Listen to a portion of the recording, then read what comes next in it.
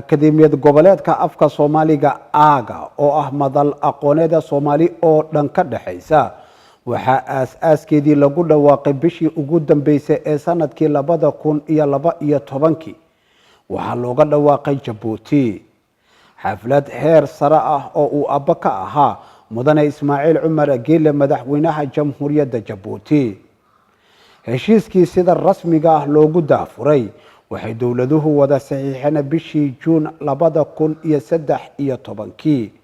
isla magaalada Jabuuti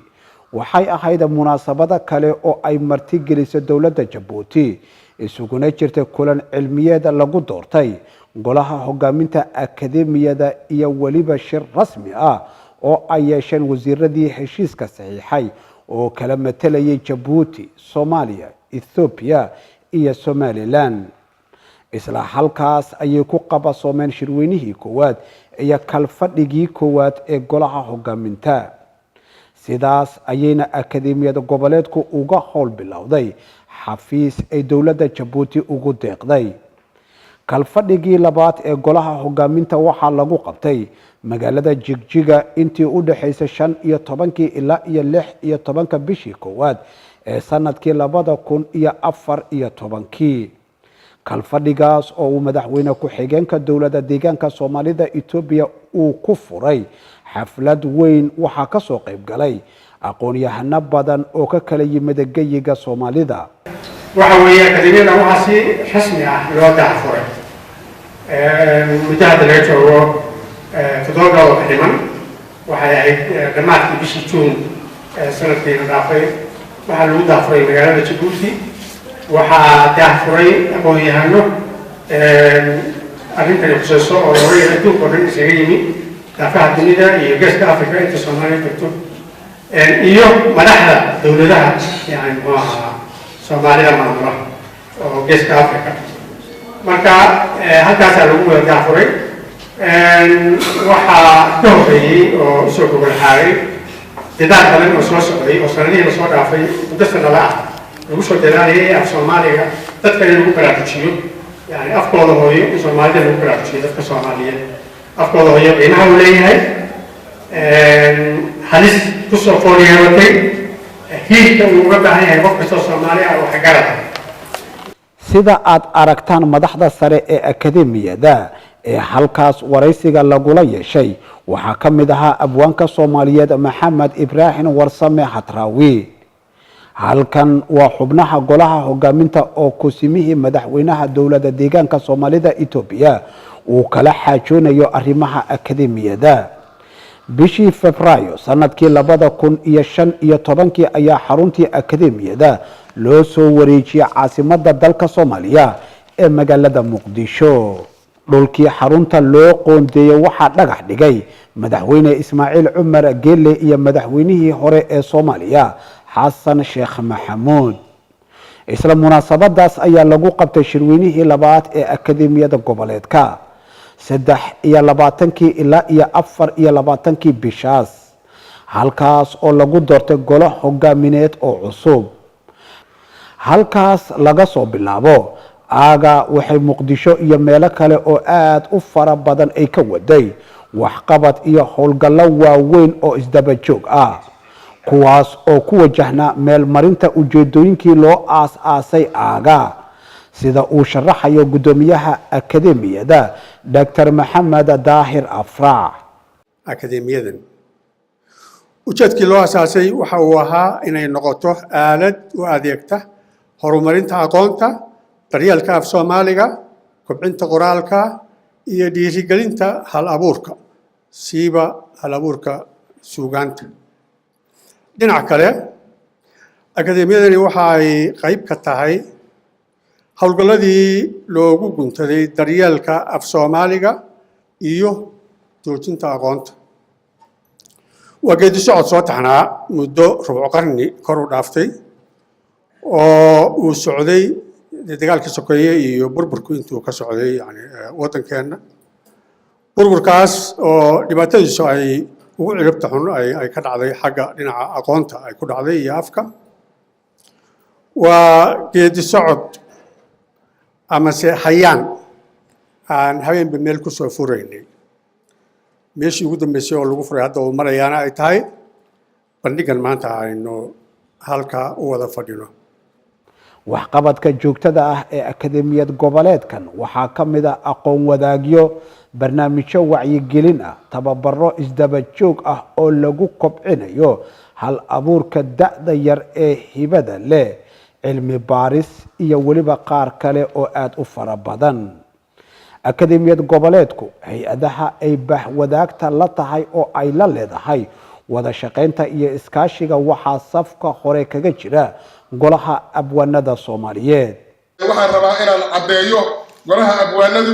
aabba ma lahayn, adeer ma lahayn, habar yar ma lahayn, abti ma lahayn, eedda ma lahayn, awowe ma lahayn, laakiin hadda wuxuu helay walaal. walaalkaasina waa akademiya goboleedka afka Soomaaliga geeska Afrika ee uu madaxda ka yahay Dr. Maxamed Daahir Afrax. maxamed daahir afrax ha guulaysto wuuna gacan qabtay. waa nimanka nagala qayb qaatay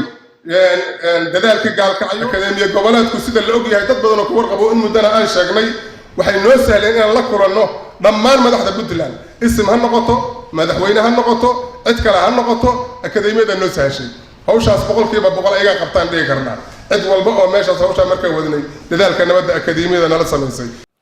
waxqabadka akademiyada goboleedka waxaa ka mid ah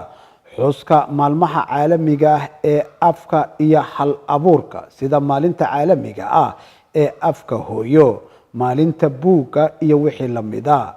waa kan ra'iisul wasaaraha jamhuuriyadda federaalka Soomaaliya Xasan Cali Khayre oo ka hadlaya xaflad weyn oo ay aaga u qabatay munaasabadaas. annagu hadda haddii aan nahay dowladda uu hogaamiye madaxweyne Farmaajo, go'aankeenu waxa uu yahay inaan xoojino luqadeena.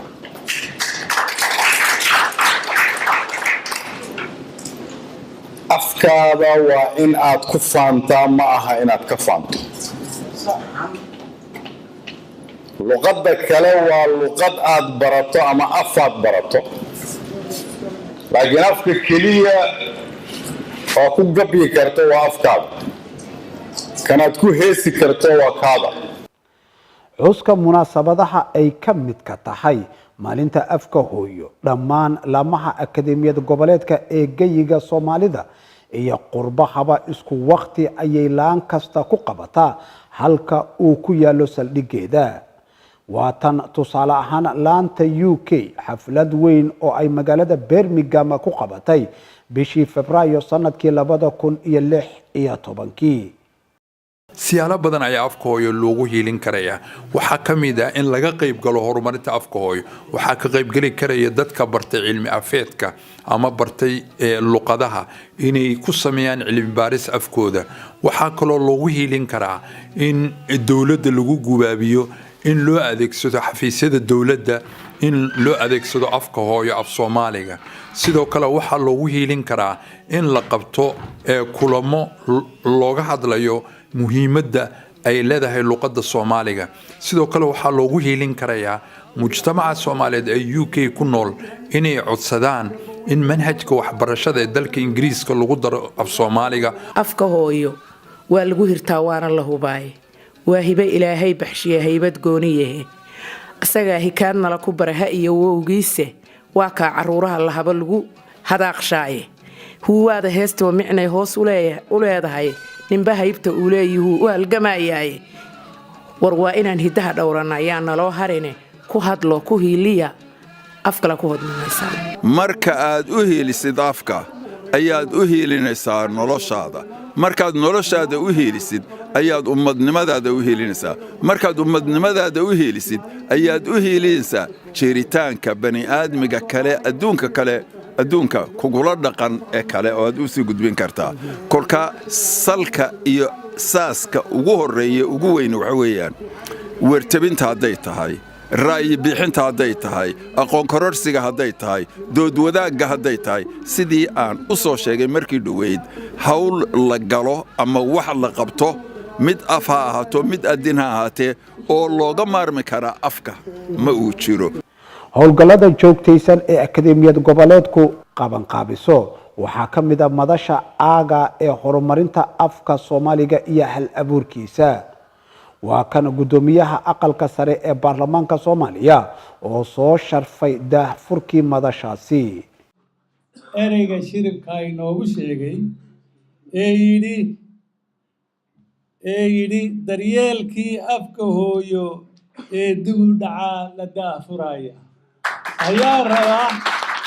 inaan idhaahdo waa daahfuran yahay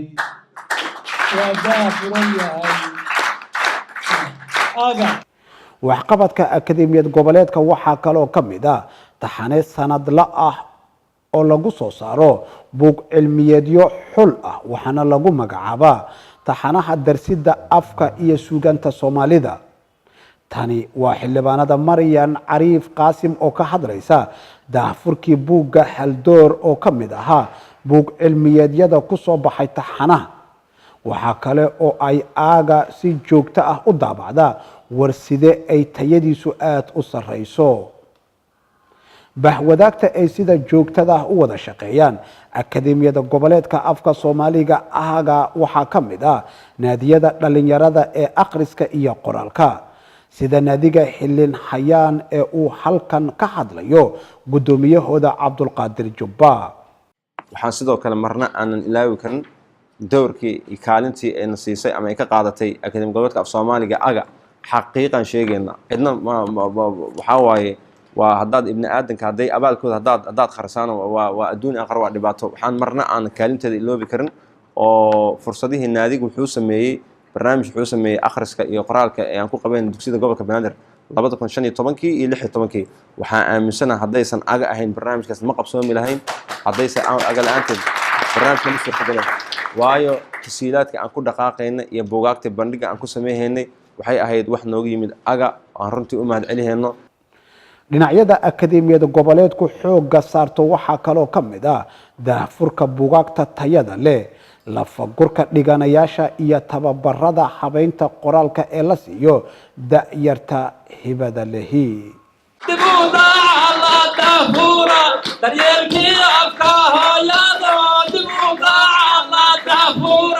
daryeelkii afka